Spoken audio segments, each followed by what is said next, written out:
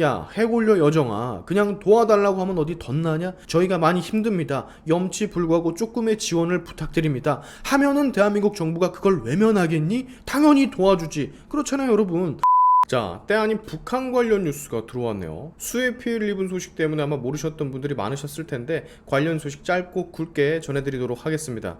북한의 2인자 김여정이 갑자기 지 혼자 열폭을 하고 있어서 논란이 되고 있어요. 이 양반이 지금 왜 열이 받았냐 하면 내가 봤을 때는 그냥 심심해서 돈이 떨어져가지고 혹은 쌀이 떨어져가지고 좀 달라고 시위를 하는 것 같기는 한데, 일단 열폭의 이유, 김여정의 연설을 빌려서 조금 설명을 하자면 남한 때문에 코로나 바이러스가 유입이 됐다.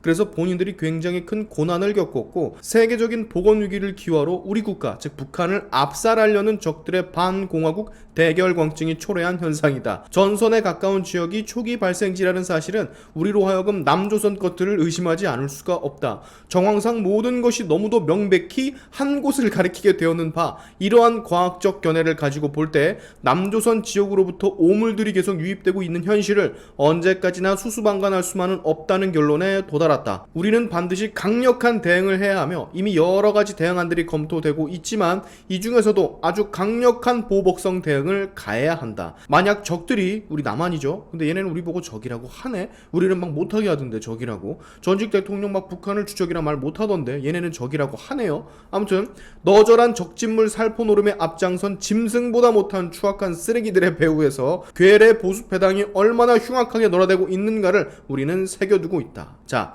이 연설, 김여정 저 해골처럼 생긴 친구가 공식 석상에서 이렇게 발언을 했다고 하네요.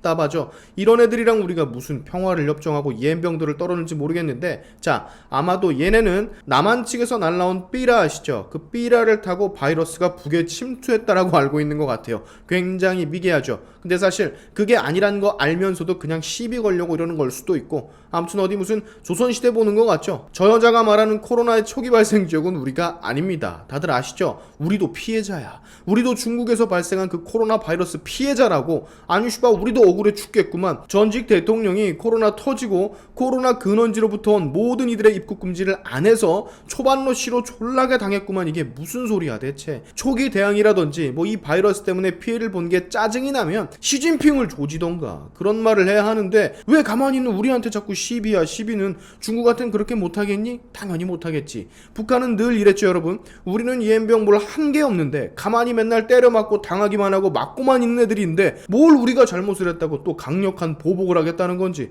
그렇잖아요 여러분. 우리가 뭐를 했습니까? 아니 그렇게 도발을 하고 연평도 포격도 맞고 어뢰로 천안한 침몰도 당하고 국민들이 희생당하고 지어준 건물도 폭파당하고 개성공단 자체를 아예 다 뺏겨버리고 우리는 늘 도움만 주고 당하기만 했지 북한한테 직접적으로 피해를 준 게 단 하나도 없다고. 실제로 지난 수년간 북한을 대하는 정책도 뭐 맨날 자치계들이 평화 우리는 같은 민족이다 미사일을 쳐맞고 국민들이 희생을 당해도 맨날 뭐 전장 한복판에서도 평화를 외쳐야 한다 이러면서 북한한테 도움만 줬잖아. 코로나 초기 방역 물자 없을 때 마스크 이런 거 없을 때 가장 먼저 도움 주겠다고 손을 내민 나라도 우린데 얘네들은 어떻게 이렇게 배응망덕할 수 있을까요? 그리고 이런 애들이랑 어떻게 같이 살겠다고 죽방을 우리가 쳐맞는데도 좋다고 실실 쪼개면서 손잡을 생각을 할까요? 나 참 이해가 안 가네. 이게 말이죠, 저랑 비슷한 생각하시는 여러분들 있을 거예요. 얘네가 이러는 이유, 지금 코로나 때문에 너무너무 힘든 거야. 우리 대한민국처럼 의학이 발달하고 의료 체계가 좋고 대처가 빠른 나라도 지금 십수만 명이 하루에 확진이 돼서 수십 명이 죽는데 의료 체계가 너무도 낙후되고 형편이 없고 시스템 자체가 아예 없는 얘네들로서는 진짜 피해가 막심할 거라고요. 북한이 발표한 뭐 코로나를 극복했다, 이제 확진자가 0명이다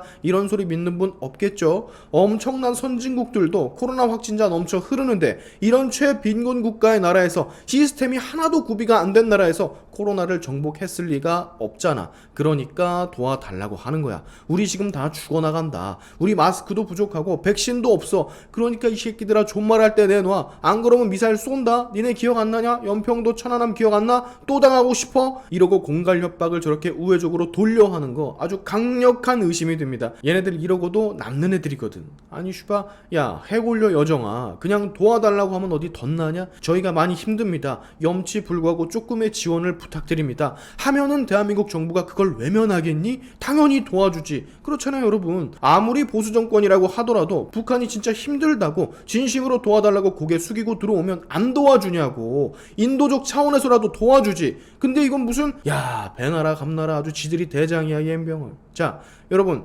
우리의 주적 북한이 우리에게 또 대규모 강력한 보복성 대응을 한답니다. 우린 뭐 한 것도 없는데 보복이 웬 말인가 모르겠는데 그렇게 하겠대요.